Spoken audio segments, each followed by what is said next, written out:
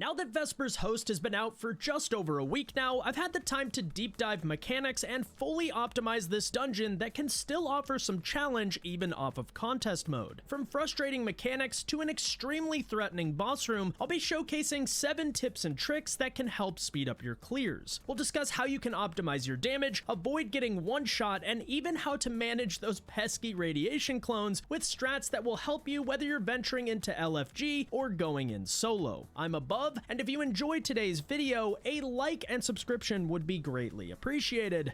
Now, let's get into it.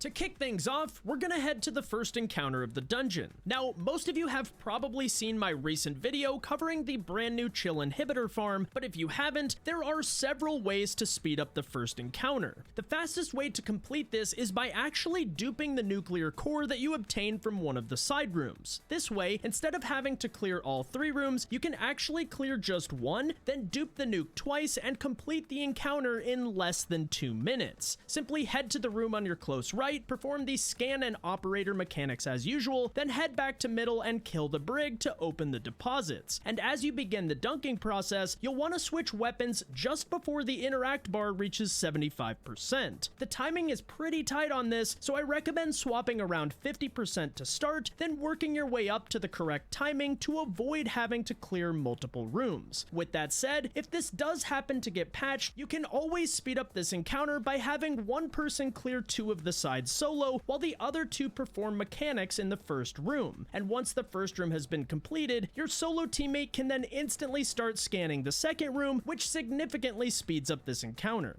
Next, we're headed to the dungeon's first boss. Now, most of you are probably pretty familiar with the unique damage meta for Raynix at this point, but before we get into tip number 2, I'll provide a brief overview of the top DPS options for those who aren't. This boss is all about burst damage thanks to how short the damage window is, which means weapons like Parasite, Wardcliff Coil, and even heavy waveframe grenade launchers do extremely well here. Glacial Quake is insane for this boss thanks to the shatter chaining across the mini servitors, while Song of Flame can infinitely chain ignitions for some pretty crazy damage. Nova Bomb, Blade Barrage, and Gathering Storm also do very well here, but the real second tip is all about how you can start an infinite damage phase. And yes, you heard that right, there is a way to trigger an infinite damage window for a guaranteed one phase on this boss. To do this, as your team heads upstairs to get the second set of panel callouts, you want to immediately send one person back downstairs to pick up operator and begin shooting panels as soon as suppressor has been activated. This will show Raynix loses strength and unity in the text feed, which means the boss is now split into smaller servitors. So as your teammates get the last 2 callouts, you'll already be shooting panels downstairs to finish operator as quickly as possible. The goal is to shoot all 4 panels before Raynix finds strength and unity, which essentially turns him back into one big servitor again. Once you're done shooting the panels, you'll want to deposit operator, insta-kill the suppressor shank, and immediately detonate it on the boss. To do this efficiently, you can actually shoot as you're performing the clone animation, which will instantly stun the boss and proc the infinite damage phase for an easy kill. For the last 5 tips, we're headed to the boss room to meet the corrupted puppeteer.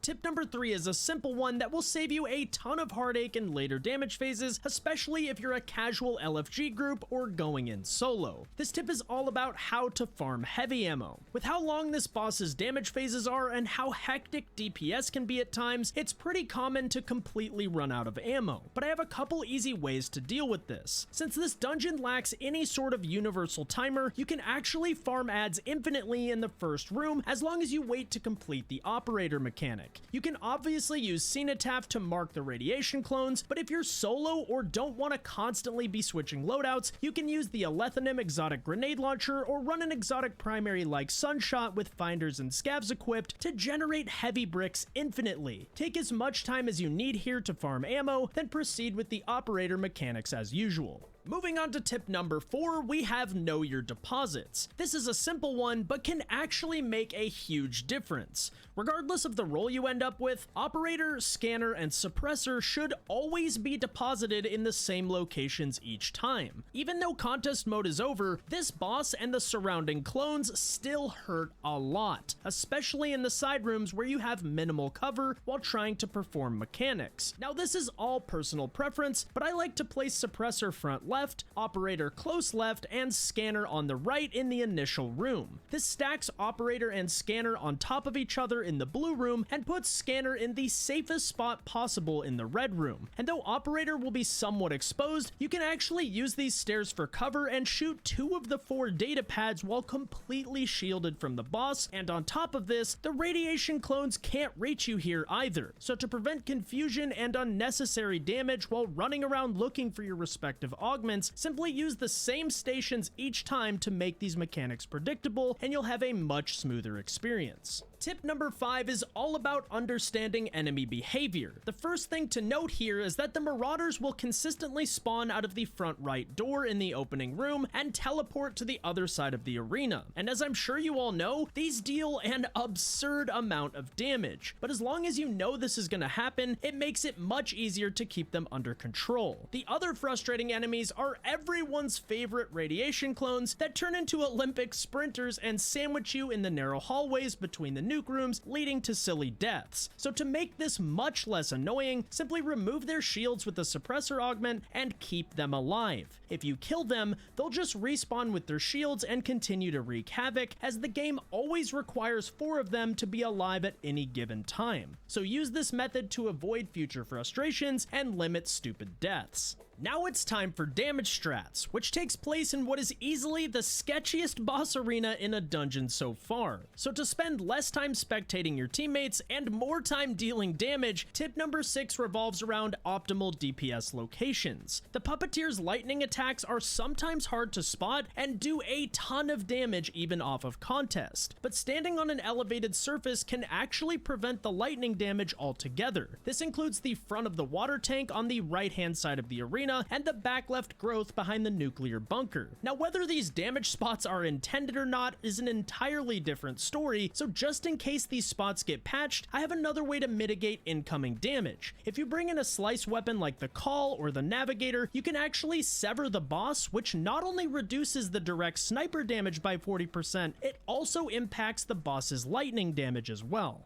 To avoid this sketchy boss arena and as many additional rounds of the lengthy mechanics as possible, our 7th and final tip is all about optimizing your DPS. In terms of weapons, Grand Overture, bait and switch grenade launchers, and damage over time weapons like Anarchy work extremely well here. Grand Overture can be charged on immune panels prior to the damage phase, allowing you to launch high damage volleys right at the start of DPS. These weapons are much easier to use from close range, which is why I recommend standing on the front of the water tank for these weapons specifically. You also have weapons like Whisper and Leviathan's Breath that can do well here thanks to their high total damage, and for these weapons specifically, I'd recommend sitting in the top left spot behind the bunker. It's also worth noting that Anarchy will likely be the best choice for DPS if these damage locations ever get patched, as it allows you to stick the boss and remain mobile while staying alive. As for your supers, Well of Radiance with Speaker's Sight is almost a necessity for survivability, while your Titans and Hunters should utilize high DPS options like Falling Star Thundercrash and Celestial Nighthawk. If you're solo, you can actually sit in the corner of this bunker and deal damage from here, and I want to give a huge shout out to ATP for finding this spot specifically.